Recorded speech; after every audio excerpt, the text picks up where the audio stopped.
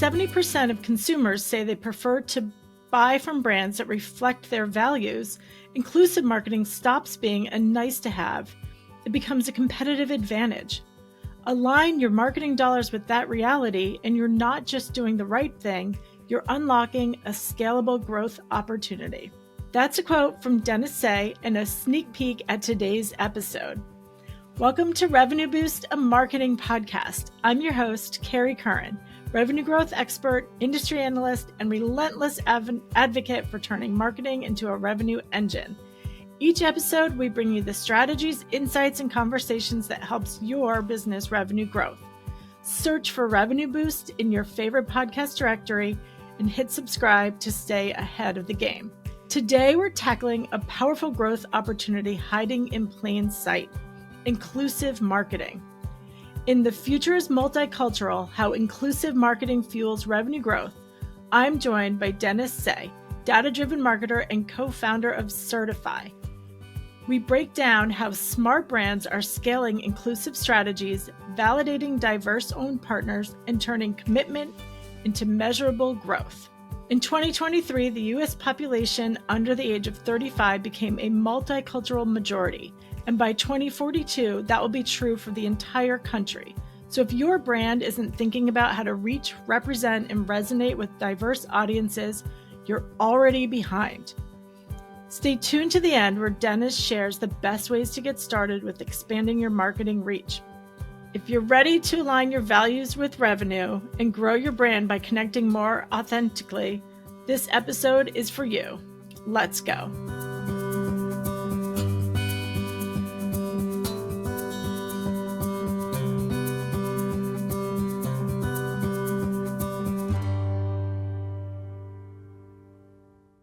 So welcome, Dennis. Please introduce yourself and share a bit about your background and expertise. Sure. Thanks a lot, Kerry, for having me join. I'm excited to talk about sort of driving growth in multicultural marketing. Let's talk a little about the concept of diversity as embedded within that.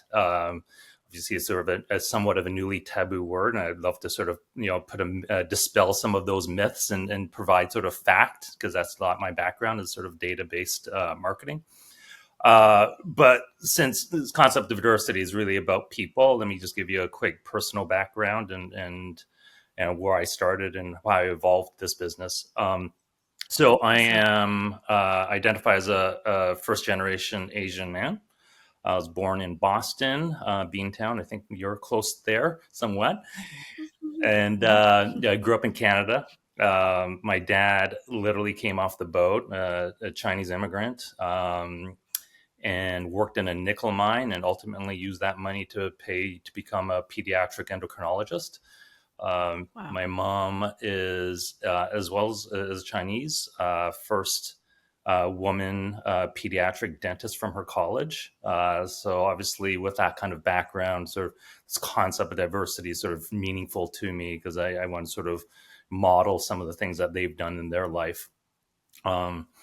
And so corporate wise, I was at American Express for 12 years, and unbeknownst to me, that really helped sort of accentuate those views. I worked for a lot of most incredible women leaders. I ran the Asian ERG group in the 90s. So ERG groups have existed for generations or decades, and also did a lot of multicultural marketing. So post-Amex, I built and exited a number of VC-backed startups as a data-driven marketer. And so all that combined led me to found and co-found a company called Sertify. And what we do is we identify and validate diverse-owned businesses for corporations. Felt that there was this huge space and need for companies to support and drive performance through them. And it's led me to what I do now. So. Excellent. Thank you, Dennis. And thank you for sharing your background and really why it's so important that that we have an approach to diversity and value diversity in both how we're marketing and who we're marketing too, and just including in all of our business strategy and planning. So, we know it's a bit of a challenging time to talk about diversity, whether it's, your background, your gender, your how you identify, or where your parents or grandparents came from. But share a bit about kind of the facts around the current state of just our population and how important um, business it is for businesses to think more inclusively. Absolutely. So, being a data geek, I'll throw out, as I mentioned, a lot of facts out there, and people can come to their own conclusion of what to do about this. Hmm. So, first fact is, did you know that in 2023, that the U.S. population for under 35-year-olds are a multicultural majority now? Is projected to be full population by 2042, I believe. That will be a multicultural majority. So you can't ignore the fact that there's such a large population with different Hmm. backgrounds. Um, did you know that of those populations, that 70% of the U.S. population want to buy from places with shared values and beliefs, whatever that belief system is? Hmm. So it becomes much more ingrained in how people think and want to purchase.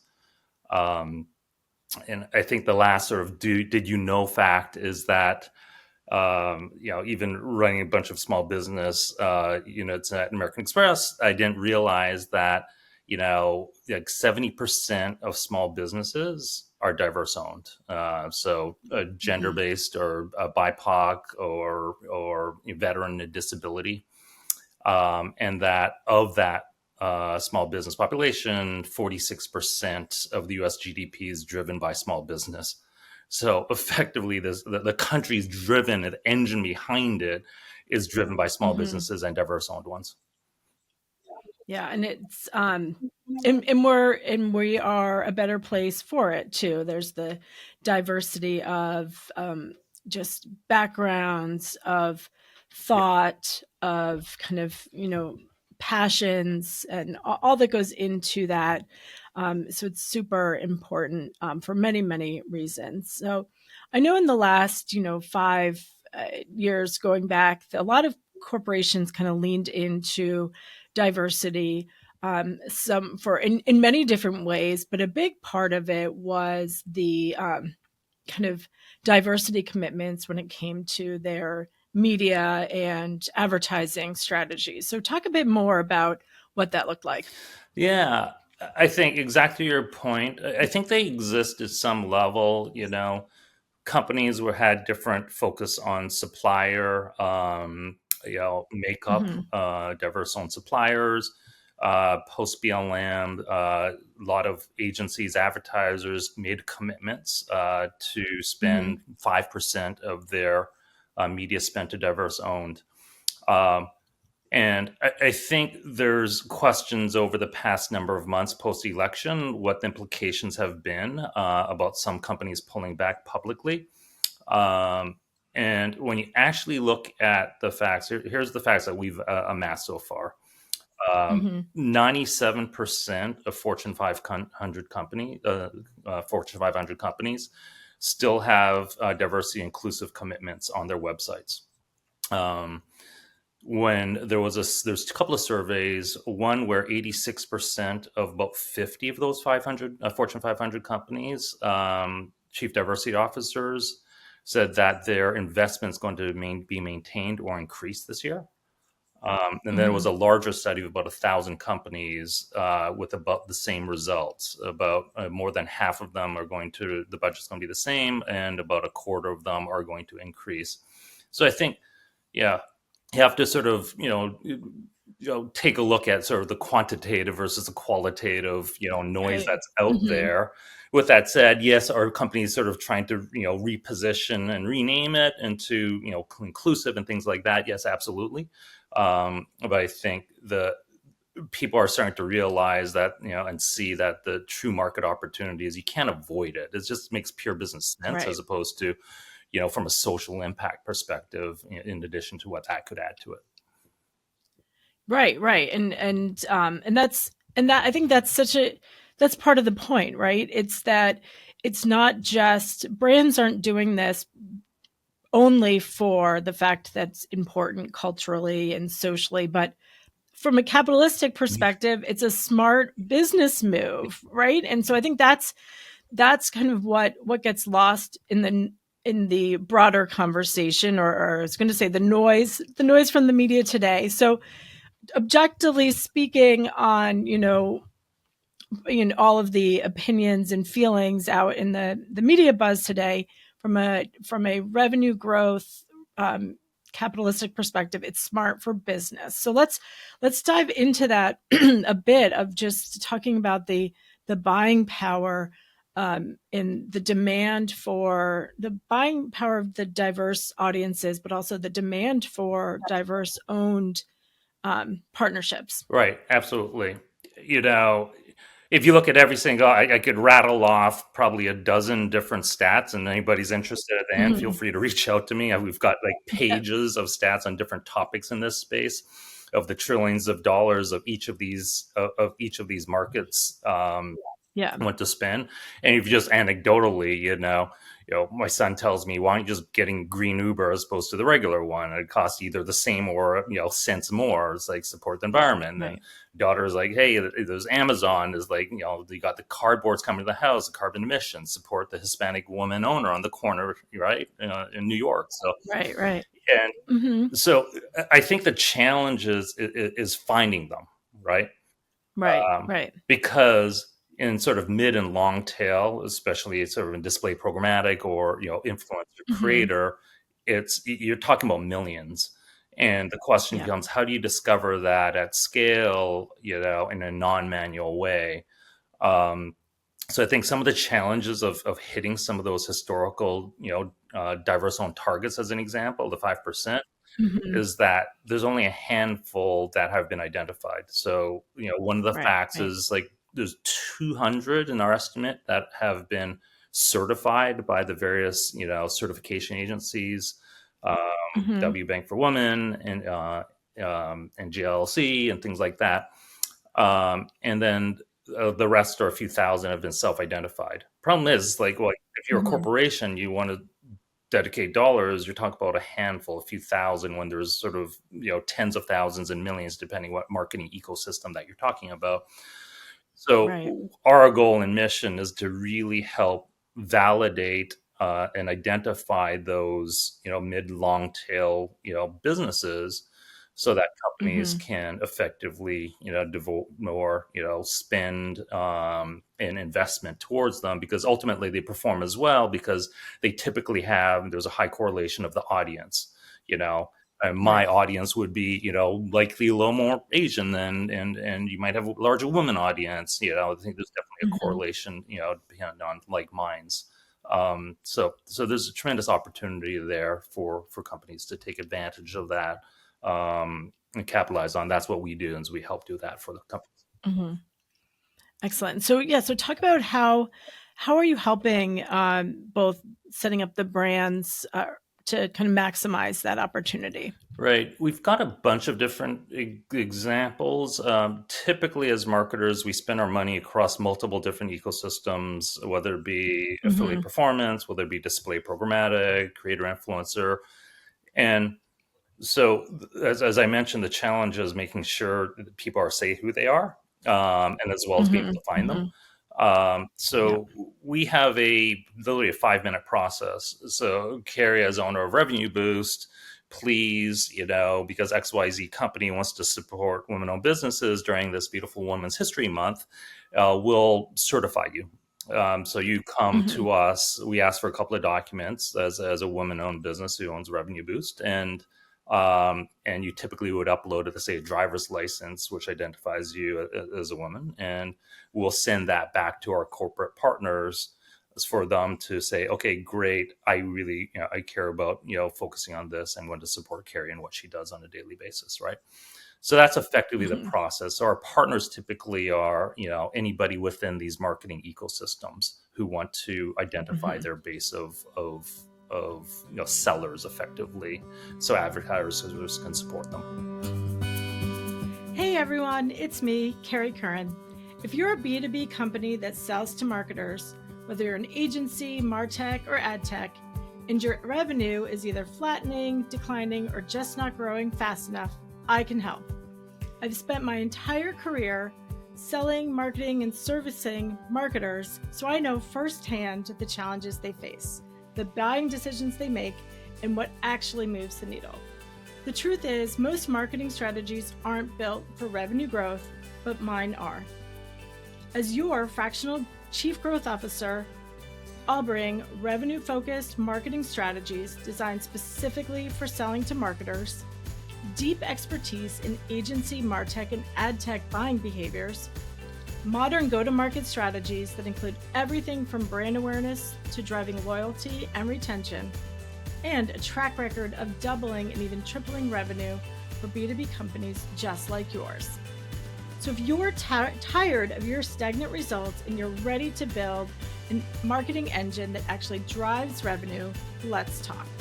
Visit revenuebasedmarketing.com or connect with me on LinkedIn to schedule a consultation. Together, let's build a smarter, more profitable path forward. RBMA, Revenue-Based Marketing Advisors, where revenue-based marketing that works. Yeah, definitely. Because I know you'd shared with me in the past that certification process could take 50 different documents and months and months and months, so that companies either don't, or small businesses either don't bother applying, or you have, as you mentioned earlier, just self-identifying that but anyone could kind of take advantage of that, Right. to secure the advertising. So that just adds that, making it easier to certify companies and to allow them to identify with their diverse aspect, is really helping with brands, helping them connect them with brands. Right. And we actually view it as a stepping stone. It's because Yeah. a lot of the industry is using self-identification as a checklist. And it's like, I Yeah. could identify as an Mm-hmm. Asian veteran, but I'm not a veteran. And people take my word Right. for it. Right. So we'll validate that Mm-hmm. as, I'm a vet, truly a vet. But then Mm-hmm. we still do not suggest, it doesn't replace the Right. other certifications. Is just a stepping stone at some Mm-hmm. point in Mm-hmm. time when there's a need to focus on larger, different contracts with corporations. I think that step is still viable and valid. Yeah. But I think if somebody wants to dedicate some creator dollars or programmatic display dollars, this Mm-hmm. is a great solution to help solve for the challenges the industry has faced over the past couple of years. Yeah, no, I think, and I think especially as to your point, the creators and influencers, that adds a lot of help in connecting brands with those audiences as well, when they kind of go through that certification process as well, and especially in that space that's growing so quickly. Absolutely. Great. So, so talk about how, so you have the businesses are identified. How do you connect the brands with those publisher platforms that they then can advertise on? So I think it depends on channel. We have various partners Mm-hmm. across the ecosystem. We can work with platforms themselves. On the creator side, there's a bunch of Mm-hmm. platforms that amass a marketplace of supply and demand. Mm-hmm. Same with the affiliate performance, specifically in Yeah. programmatic and display. There's this huge ecosystem of companies, as you know. And Mm-hmm. what we've done recently, we've partnered with a lot of the SSPs and ad management companies, and we've now amassed, probably 5 times the amount of certified businesses in the industry now.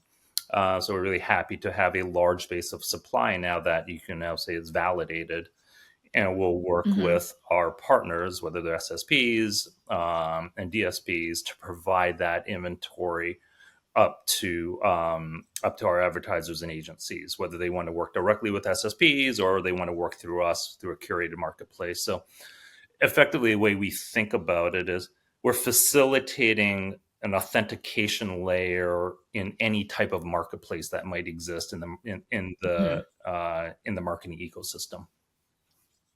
Yeah, no, that's it sounds easy enough, and such a smart way to activate within the strategy. Yeah, I think that's the key. It's about ease. I think we Hmm. all have limited time, and it's almost like that that whole commercial with a push button of easy.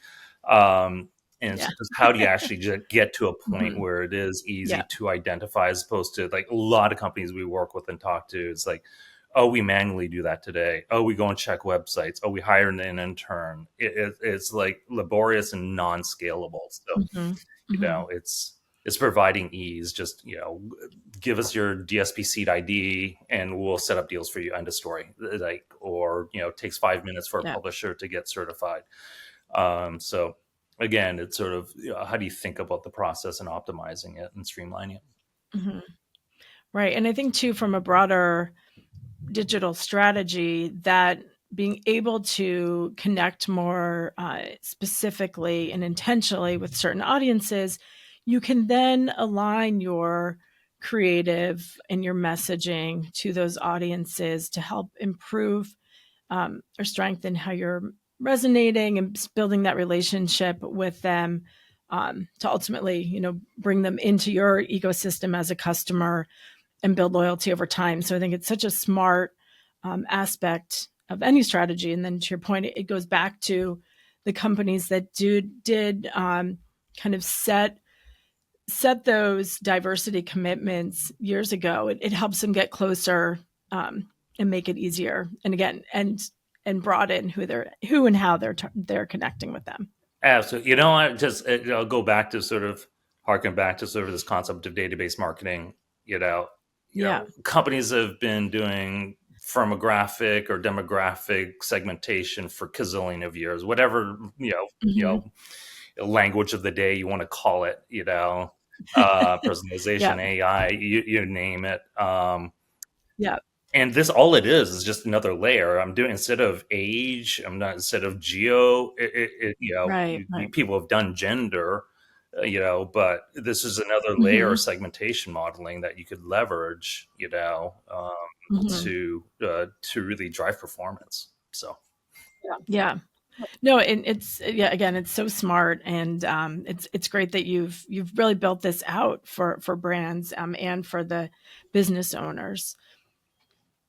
So, for people who are listening and they're thinking, yes, Dennis, Kerry, like we want this, we want to get started. Like, what is the readiness that they need to kind of have in place, to be able to kind of connect with these audiences? Absolutely. I think it depending on who you are. So let's just say if you are an advertiser, an agency, and let's say Hmm. you buy programmatic or display, or you have direct, IOs with companies, um, Hmm. and you want to effectively, buy on the population that's already certified, you can go to Hmm. our partners, or you can come to us. As I mentioned, we have a curated marketplace. You give us your DSP seed ID, we set up a bunch of deals, whether say, hey, listen, I want to go after, women-owned businesses or BIPOC or veteran disability or whatever it might be. Hmm. That's one Hmm. avenue. If you're a publisher or an aggregator of publishers, happy to get you certified. Literally, as I mentioned, takes 5 minutes.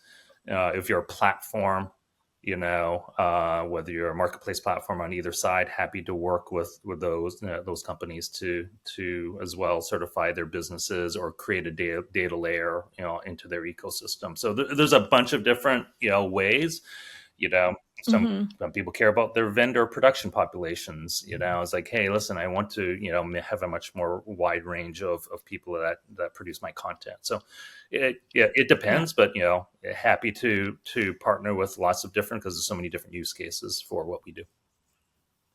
Excellent, Dennis, and definitely valuable for any marketer or brand looking to expand their reach and improve their connections across all audiences. So this is so smart, and thank you for sharing with us today. Yeah, absolutely. So anybody feel free, if you're listening, to reach out. I'm at Dennis, Dennis, 2 N's, at Certify, with an S. So Sertify.io.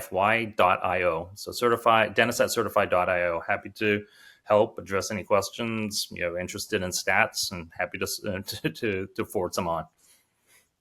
Excellent, Dennis. And we'll have that all in the show notes as well. So thank you so much for your time and for joining us today, and really for the important work that you're doing to help expand reach to audiences and help empower audiences. Because again, we know it's important for so many reasons. So thank you. I appreciate it. Well, there's a lot of people out there doing it and still doing it. So just, keep at it, so continue to persevere and drive what's good for your business. So. Absolutely. Thank you. Excellent. Thanks, Dennis. Take care. Okay.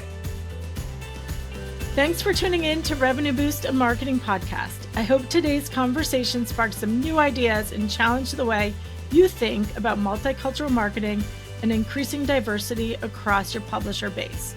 If you're serious about turning marketing into a true revenue engine, this is just the beginning. We've got more insightful conversations, expert guests, and actionable strategies coming your way. So search for us in your favorite podcast directory and hit subscribe. And hey, if this episode gave you value, please share it with a colleague or leave a quick review. It helps more revenue-minded leaders like you find our show.